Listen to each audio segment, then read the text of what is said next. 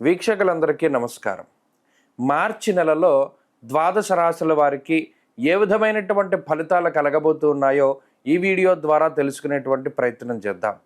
క్రోధీనామ సంవత్సరంలో చిట్ట చివరి మాసం ఈ మార్చి నెల.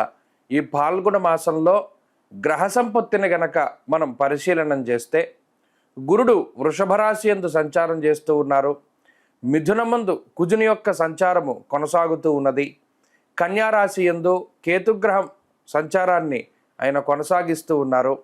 అలాగే ఈ నెల మార్చి 15వ తారీఖు వరకు కూడా కుంభరాశి యందు రవి శనేశ్వరుడితో కలిపి సంచారం చేస్తూ 15వ తారీఖు నాడు మీనరాశిలోకి రవి యొక్క ప్రవేశం అనేటువంటిది జరగబోతూ ఉన్నది. అలాగే ఈ మాసం చివరిలో 29వ తారీఖున శనేశ్వరుడు తన యొక్క స్వక్షేత్రమైనటువంటి కుంభరాశిని వదిలిపెట్టి మీనరాశిలోకి ఆయన యొక్క సంచారాన్ని ప్రారంభం చేస్తారు. అప్పటికే మీనరాశిలో రాహువు, బుధుడు, శుక్రగ్రహాలు మీనరాశిలోని ఈ మాసం ప్రారంభం నుండి తమ యొక్క సంచారాన్ని కొనసాగిస్తూ ఉన్నటువంటి తరుణంలో రవి, శనేశ్వరుడు అలాగే చంద్రుడితోటి కలుపుకొని మీనరాశి యందు ఈ మాసం చివరిలో అనగా 29వ తారీఖు లగాయితూ ఒక 2.5 రోజుల పాటు షష్టగ్రహ కూటమి అనేటువంటిది జరగబోతూ ఉన్నది. ఒక 2.5 రోజుల తర్వాత అనగా ఏప్రిల్ 1వ తారీఖు నుండి చంద్రుడు మారిపోవడంతో ఈ షష్టగ్రహ కూటమి వల్ల పంచగ్రహ కూటమి కింద తగ్గుతుంది. ఆ తదుపరి కొన్ని రోజులకి శుక్రుని యొక్క మార్పుతోటి 4 గ్రహాల యొక్క కూటమిగా ఉంటుంది. ఆ తర్వాత దాదాపుగా మీనరాశిలో శని రవులు మాత్రమే మిగులుతారు ఈ మాసం చివరికి, అలాగే ఈ మే నెల వచ్చేసరికి. అయితే ఈ షష్టగ్రహ కూటమికి సంబంధించిన వీడియోలు ఆల్రెడీ మనం చేయడం జరిగింది. ఇప్పుడు ప్రత్యేకించి ఈ మార్చి నెలలో ఈ ద్వాదశ రాశుల వారికి మరి ఇటు రవి కానీ శనేశ్వరుని యొక్క మార్పు కానీ తీవ్రమైనటువంటి ప్రభావాన్ని చూపించేటువంటి ఈ నెలలో ద్వాదశ రాశుల వారికి ఏ విధమైనటువంటి ఫలితాలు కలగబోతున్నాయో మనం ఇప్పుడు ఈ వీడియో ద్వారా క్లుప్తంగా తెలుసుకుందాం. మేషరాశి వారికి మార్చి నెల సాధారణమైనటువంటి ఫలితాలను ఇవ్వబోతూ ఉన్నది. ప్రత్యేకించి ఈ రాశి వారికి 2వ స్థానమందు సంచరించేటువంటి గురుగ్రహం యోగిస్తూ ఉన్నారు. తృతీయ స్థానంలో సంచరించేటువంటి కుజుడు యోగిస్తూ ఉన్నారు. 15వ తారీఖు వరకు లాభస్థాన స్థిత రవి కానీ, మాసం చివరి వరకు లాభస్థాన స్థిత శనేశ్వరుడు కానీ, అలాగే ఈ మాసంలో చంద్రుడు కూడా యోగించేటువంటి అవకాశాలు ఉన్నాయి. ప్రత్యేకించి దాదాపుగా ఎక్కువ సంఖ్యలో గ్రహాలు యోగిస్తూ ఉండేటువంటి మాసంగా మేషరాశి వారికి ఈ మాసాన్ని చెప్పుకోవచ్చును. ఎందుకంటే షష్టగ్రహ కూటమి పట్టడానికి మునుపు ఈ మాసంలోనే అత్యధిక సంఖ్యలో గ్రహాలు యోగిస్తాయి. దీని తర్వాత యోగించేటువంటి గ్రహాల యొక్క సంఖ్య తగ్గిపోతుంది.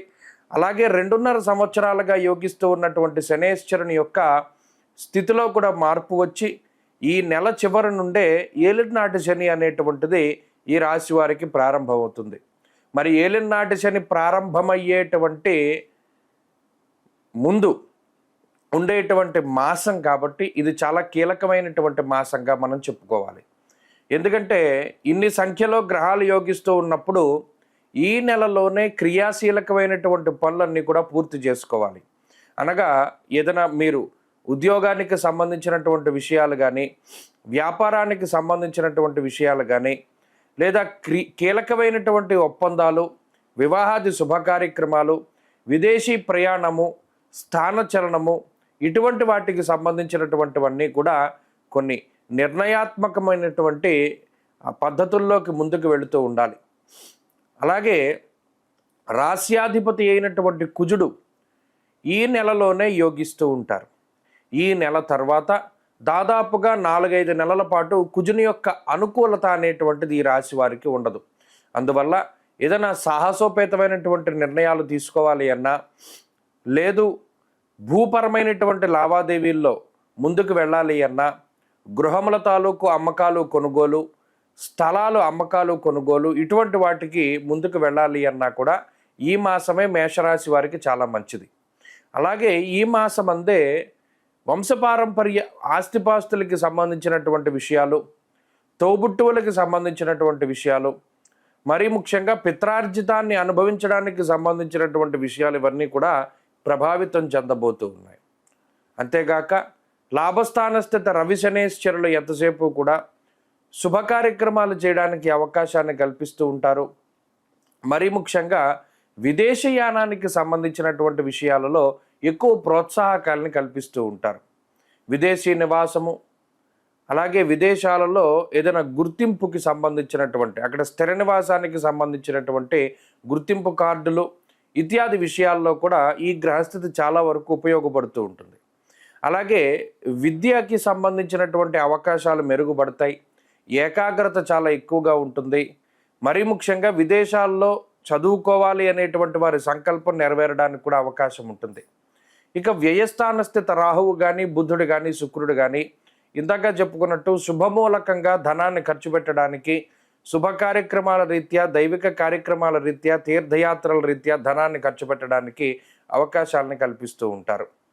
అంతేకాక స్థానచలనానికి సంబంధించినటువంటి విషయాలు, ఉద్యోగపూర్వకంగా వేరే ప్రాంతానికి వెళ్ళాలి అనుకునేటువంటి వాళ్ళకి కూడా ఈ మాసం సహకరిస్తూ ఉంటుంది. మొత్తం మీద మేషరాశి వారికి ఈ మార్చి నెల చాలా మంచి ఫలితాలను ఇవ్వబోతూ ఉన్నది.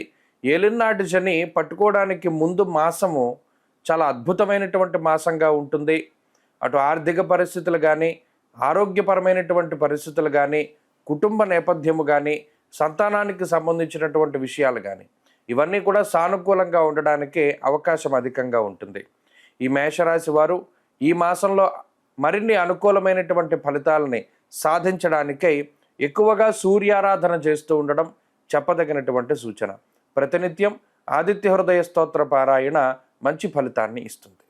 మార్చి నెల 29వ తారీఖు లగాయతు మే 21వ తారీఖు వరకు దాదాపుగా 53 రోజుల పాటు శని రాహువుల యొక్క యుతి మీనరాశి యందు, అందున పర్టికులర్గా పూర్వభాద్ర నక్షత్రం 4వ పాదంలో ఈ 53 రోజుల పాటు శని రాహువుల యొక్క కంజంక్షన్ అనండి, యుతి అనండి, కలయిక అనండి, ఏదైనా సరే ఈ 2 గ్రహాలతో పాటు అంటే ఇక్కడ షష్టగ్రహ కూటమి కూడా జరుగుతోంది. కానీ మిగతా గ్రహాల యొక్క కలయిక కన్నా శని రాహువుల యొక్క కలయిక, ఈ శని రాహువులతో పాటుగా రవి కూడా మీనరాశిలో ఉంటూ ఈ 3 గ్రహాల యొక్క కలయిక తీవ్రమైనటువంటి ప్రభావాన్ని చూపించబోతూ ఉన్నది. అయితే ఇది ప్రకృతి పరంగా ఇబ్బంది పెడుతూ ఉంటుంది. ఈ షష్టగ్రహ కూటమి వల్ల ప్రకృతి పరంగా వచ్చేటువంటి విపత్తుల గురించి మనం ఆల్రెడీ ఒక వీడియో చేశాం, అది డిస్క్రిప్షన్లో ఉంది. అయితే ఇప్పుడు చేస్తున్నటువంటి ఈ వీడియో ప్రత్యేకించి ద్వాదశ రాశుల వారికి శని రాహువుల యొక్క యుతి వల్ల వచ్చేటువంటి విపరీతమైనటువంటి ఫలితాలు ఏమిటి, ఇందులో కొంతమంది విపరీతంగా లాభపడేటువంటి సందర్భాలు ఉన్నాయి. ప్రత్యేకించి శని రాహువులు కలిసి యోగిస్తే ఓవర్ నైట్ స్టార్స్ అని చేస్తారు ఆ 2 గ్రహాలు కూడా. అంటే ఎలా ఉన్నవాడైనా, ఉదాహరణకి చూడండి, ఈ కుంభమేళాలో కొంతమంది అలాగే ఓవర్ నైట్లో స్టార్స్ అయ్యారు. అంతా పీక్లో శని రాహువులు యోగిస్తే స్టార్డమ్ వస్తుంది. అది ఏదైనా సరే అంటే ఆర్థికంగా ఉపయోగపడుతుంది, లేకపోతే ఇంకోటి అది ప్రయోజనాన్ని పక్కన పెడితే అంత విపరీతంగా యోగిస్తారు. అలాగే శని రాహువులు ఇబ్బంది పెడితే అంతగానో ఇబ్బంది పెట్టేటువంటి పరిస్థితులు ఉన్నాయి.